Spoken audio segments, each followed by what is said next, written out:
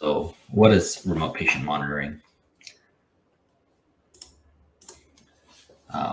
Here you can see it's the use of technology to enable the monitoring of patients outside of conventional clinical settings. And a conventional clinical setting is obviously a hospital or a doctor's office. And this would be, rather than that, you're either in your home or in a remote area. And remote patient monitoring increases access to care. And what people really care about in America is it also may decrease healthcare delivery costs. So things you can track with remote patient monitoring include physiological parameters. So you could look at blood pressure, you could look at heart rate. We'll look at some things that do that. You could look at a few different kind of things that you check at the doctor's office: weight, body fat percentage, etc. So these are all things that you could look at. You could also track chronic conditions. Diabetes is a big one. Hypertension is also looked at. There's multiple companies that are doing both. So in addition to physiological parameters and chronic conditions, you also can do your post-hospitalization rehab. So the patient doesn't have to come back into the hospital each time. You can do rehab over a video call sometimes, or you can just track how they're doing through other metrics. And finally, of course, telemedicine, which is calling a patient via phone or video, is another form of remote patient monitoring. And COVID obviously vastly accelerated adoption because people weren't able to go places. You needed to figure out another option. And we'll talk about how much it really accelerated on the next slide as well. But there's also something very interesting that came up during COVID. It's called virtual triage. And virtual triage is basically, it was an asynchronous e-visit. So asynchronous means it doesn't happen at the same time. So when I do a telemedicine call, or when you talk to your doctor on like a Zoom call, you are having a synchronous visit because you're talking to them at the same time that they're talking to you. These COVID virtual triage e-visits were basically you input a bunch of information, and then it's determined based on the information that you give whether they're qualified. At the beginning, it was for a COVID test. Later on, they also did the same thing for the COVID vaccine when they were rolling it out to certain age groups or certain high-risk populations. So they would basically triage virtually, and then only if you fit the parameters for what they were looking for would you get scheduled after that. So we'll go on to the big one that I mentioned, which is telemedicine. This was kind of a huge deal as soon as COVID happened. Before that, it was kind of a nice to have. You'd see it in some EHRs. It wasn't as big as it is today. And if you look at the market size value today, it is $91.2 billion with a B, and is forecasted to reach $431 billion by 2030. I don't know how much I believe these forecasters, but that's still a pretty impressive number for today itself, at 91 billion. And as opposed to before the pandemic, now nearly half of doctors, so almost 50%, are using telehealth to treat patients. And about 20 to 30% of all appointments last year were over video. So that's a huge shift from what we normally expect. And I also wanted to mention one other industry that was disrupted by this telemedicine boom, I guess we could call it, which is the non-emergency medical transport. They call it NEMT. So this is really for the elderly population, or the Medicare population, we might call them. So there's actually a bunch of startups, even Lyft for healthcare. There's one called MedHall. There's a lot of startups that basically get the elderly population to their non-emergency doctor's visits, because what's a huge problem is access, because everyone basically needs to drive or figure out a way to get from their home to the doctor's office for their appointment. And so this whole industry came up of non-emergency medical transport, where they'll bring a van and, they could load your wheelchair and then take you to the doctor's office, take you to your appointment, and then bring you back home.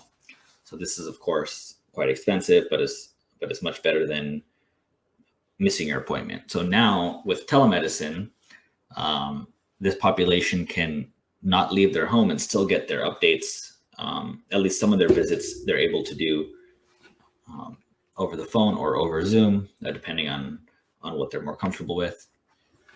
So we'll move on to the medical devices.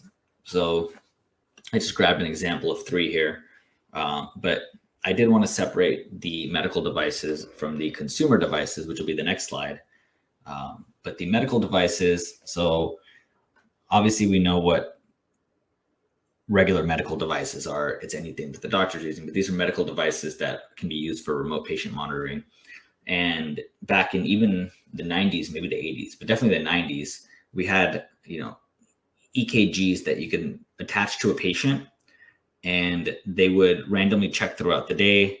And for 24 hours, they would monitor, and they would send through the phone line updates to the doctor. So we would have that back in the day. Now, of course, we've gotten more sophisticated. So these 3 examples that I pulled, one of these is an Ionix customer as well. So these are the 3 here. The first one is Steth.io. You can see the screenshot here. It's basically the patient on the bottom there. You can see him with the glasses. He has a device plugged into his iPhone, which is an electronic stethoscope, and he's holding it over his heart, and the doctor can say, lower it, raise it just a little bit, etc., because he can see him. And you can see the doctor's wearing his headphones, which looks almost like stethoscope, but he's wearing his headphones and listening to the patient's heart. And on the top half of the screen here, where it says signal strength excellent, this is also a visualization. So the doctor is not only able to hear the patient's heartbeat, he's also able to see a visualization of it. So this is all done virtually now, where previously, in order to see your cardiologist, you would need to go into the office. The second one here is called Backtrack. It is a blood alcohol content checker. So it links with your cell phone. And so you can basically check, breathe into this thing, and then it will tell you what your blood alcohol content is. 0.08 is the legal limit to drive a motor vehicle in the United States. So if you are below that or above that, you can know, obviously, even if you're below, it may not be safe to drive, but from a legal standpoint, you would at least have some more information, and you could see more information on your phone once you get that. The other one here, this is a different image, but this is a smart thermometer. So basically, there's a few of these for children more than anything, but you basically use the thermometer, and it'll say, here you can see there's like the child, Michael, mom, and dad.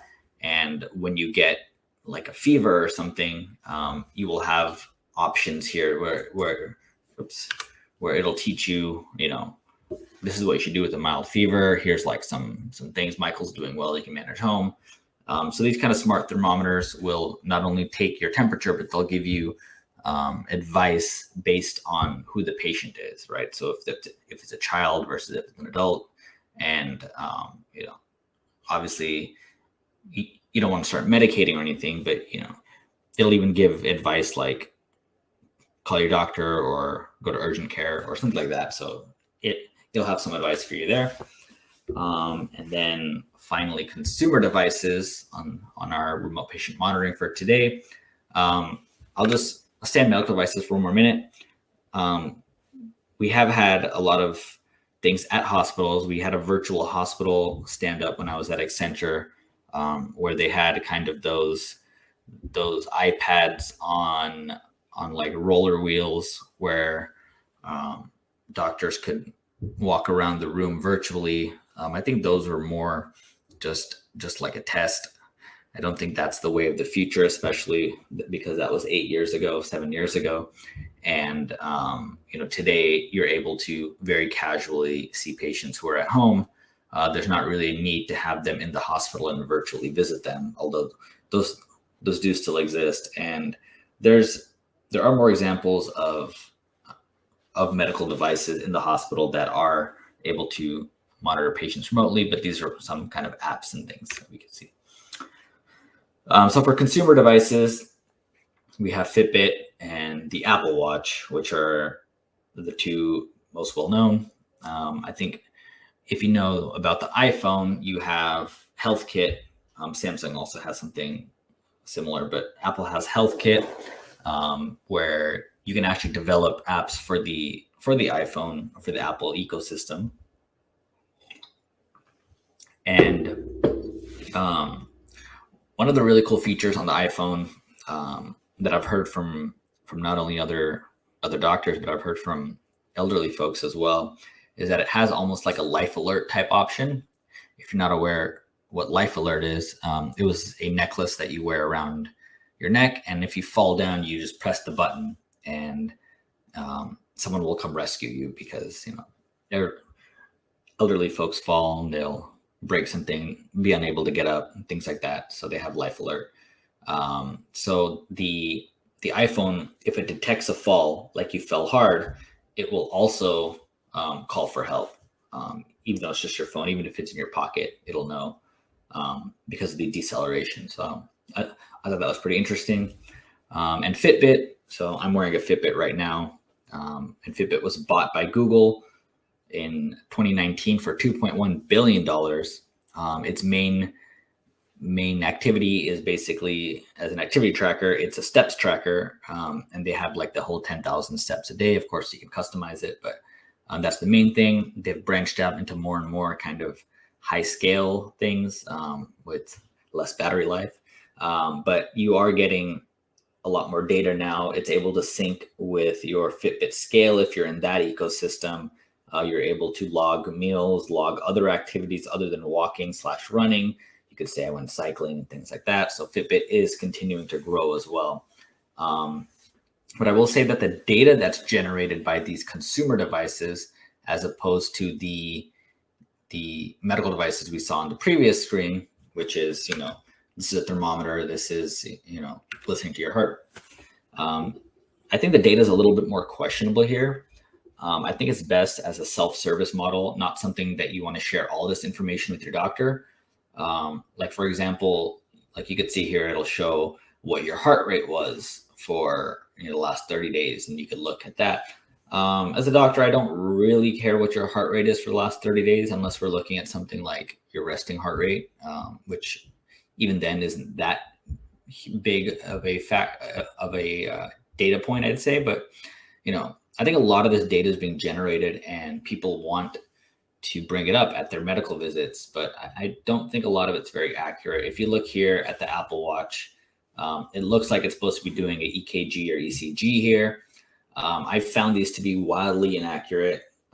Even a very high-tech guy who I know who used to work at Apple, he was telling me that these are just incredibly inaccurate, but we're able to get the visualization. So I would definitely not, here they even have Apple Watch never checks for heart attacks, because I just don't think this is accurate. It's like a 0 lead EKG. So we really need better things that you're going to share with your doctors. And even for parameters for like how well is my diabetes controlled, there are medical devices that you can check your blood sugar and it'll upload it. And then you'll have, a really good view of what your blood sugar is. Also have continuous glucose monitoring, which I think is less useful because it's going to give too much data as far as when you eat a meal, no matter what, your blood sugar is going to spike. Is that taken into account and things like that? Today, as doctors, we use hemoglobin A1C, which is a single value that we use of glycolated hemoglobin, which we can understand like a trend of the last couple of months of your glucose control. So I think doctors will find it hard to switch from using a parameter that we understand, like hemoglobin A1C, and otherwise trying to look at some of these apps to see how your sugar is spiking each meal for 90 days or whatever the value is. So I think that these consumer devices are much more suited to a kind of to a kind of self-service model. So how you can interpret this data and make changes to your own life or make preventative measures is how I kind of separated these consumer devices. And then we'll go into HIPAA and high tech. So HIPAA has no direct guidance for medical device manufacturers. That being said, medical device manufacturers must comply with HIPAA for their clients. So if I'm making a medical device for hospitals, I have to make sure that the hospital is compliant. If I'm doing it for patients, I have to make sure the provider is compliant or whoever I'm sharing it with. These consumer devices have much less on this front because, of course, HIPAA doesn't matter what you do with your own data. So if I'm just, holding my data, is it health data? And you're not going to be as strict with it as hospitals and providers are. High tech came after HIPAA, which is kind of like an add-on to HIPAA. It came about 5 years later, I believe. And, we see some of the goals here. Improve quality, safety, efficiency, engage patients in their care, which is a new one, increase coordination of care, improve the health status of the population, and ensure privacy and security. So high tech is kind of like the next step of HIPAA, and it is more kind of high tech as far as like being online. We may have another webinar later on these and other laws and things like that we have. But this year, in the final rule, which comes every year, the CMS showed its support for telehealth and remote patient monitoring by adding 5 new codes under the category remote therapeutic monitoring. So not getting too deep into these codes, basically, you're able to bill for encounters that you make on Zoom calls and other kind of telemedicine calls. And now you're able to even say the severity of, I used a medical device. For example, if you used one of the things that we see here, and you use one of these devices during your telemedicine visit, you're able to bill higher because you use a medical device and things like that. So there are updates that are happening due to this. So it is an interesting time. And finally, what does the future of remote patient monitoring look like? So will we see a fusion of these consumer and core medical apps? I don't know how much we will see, but I think they'll kind of trend towards each other. Fusion may be too high of a word, but in the data that's being generated that's useful from any of these consumer medical apps may go well or may pair well with one of these core medical apps, especially because so much data is being generated by Fitbits and Apple Watches and other devices that if we find any useful data, it'll be great to get it into a core medical system, like your EHR or like something that your doctor is going to look at. But again, I'm not sure how much that'll happen as far as fusion, but there may be some crossover. And then Web3's impact on health tech. So like I said, at Ionix, we also do a lot of Web3 development and have been doing blockchain projects since 2017. So the Web3 impact on health tech is that, there's several, so I may have to have a whole other webinar, but you are owning more of your own data. You can see that these consumer medical apps, you're owning a bunch of questionable data. Some of it's useful, some of it may not be useful, but you're owning a bunch of data. So in the future, if you're actually able to not only own this data, but share it and transfer it, and my data goes in and out of your EHR, for example, that would be something that's really impactful. And on that note, as well as fire and interoperability, which was our last webinar, you would also see that, if I'm able to generate that data, if I'm able to keep that data with me, it's one thing for that self-serve model, but the next level is, are we able to create kind of like a middle tier layer, something where I can share my data and expose it to maybe APIs or something where these large institutions can hit this and look at my data and use it for, at least a brief moment before disposing of it or getting rid of it, or, not saving it. Maybe it's just like a transient thing. So might be some things coming in the future. And finally, how we can help. Like we said in the beginning, we are the technology partner for Healthtech at Ionics Technologies.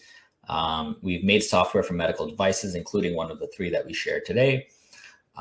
We can refine clinical workflows, clinical UX, of course. Myself being a physician, we have a great team. We do custom technology builds, digital health, and apps.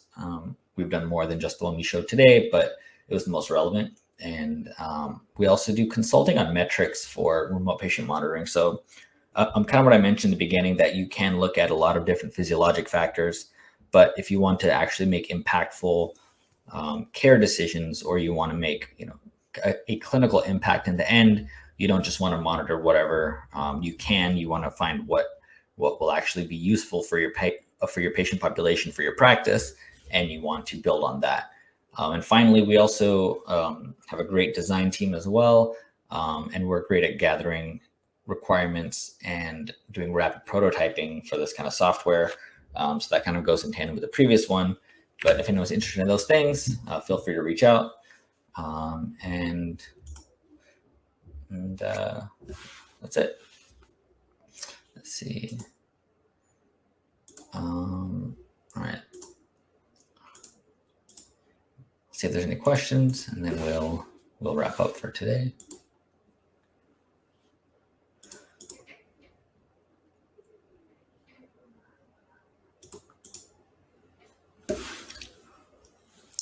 We have one here. What are the factors to look for when evaluating RPM solutions? Yeah. So again, I'll just go to let's go to the previous slide for 1 second. You really should know what you want to, what you want to accomplish by doing remote patient monitoring. If you're kind of like a digital health company, or if you're a hospital, you have different needs that you're looking to fill. So based on what your pain point is, we would really want to make sure that you get the proper requirements. And so that builds into the consulting as well as the requirements gathering. But yeah, I would say that if you are looking at different solutions, you just want to make sure that it aligns with your incentives, whether it's to decrease cost, or if it's to increase some kind of specific clinical benefit. That would be my advice there. We have another question. How do we identify a need to build a remote patient monitoring system? Again, I think it's a similar answer, in that if you have a pain point that can possibly be addressed with RPM software, I think that's the time to look into it. If you have a patient population that's spread, if you are trying to work with outreach workers who are in the field, and you're not able to get to your population due to either geographic or economic reasons, these are all needs that you can see a remote patient monitoring system would help. But generally, it won't be like an aha moment. It'll organically happen, and you'll know that you need some kind of way to either engage. If we look at this slide real quick, you want to find a way to engage. This is the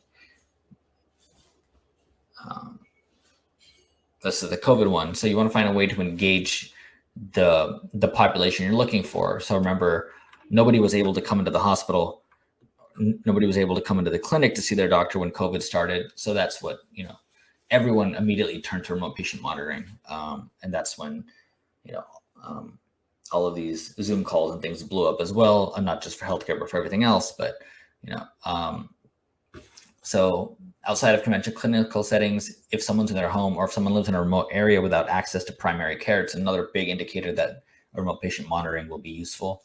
And again, that decreasing healthcare delivery cost falls into here as well, where you're able to now get reimbursed by insurance companies, by Medicare, for seeing patients remotely. And like I said, there's different levels now, so you can get even more when you use a medical device, like any of these here. And yeah, I think those are the big indicators that you really need to build a remote patient monitoring system. And yeah, I believe that's it.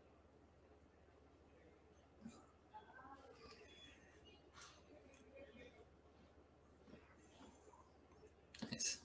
All right. Thanks, everyone. We'll see you next week.